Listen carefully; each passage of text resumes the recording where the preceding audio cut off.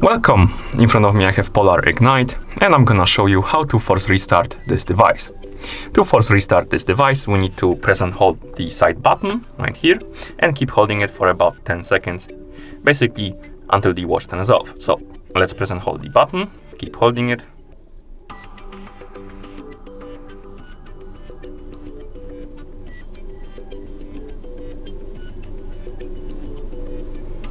And once you see the Polar logo on the screen, you can release the button, wait a couple of seconds,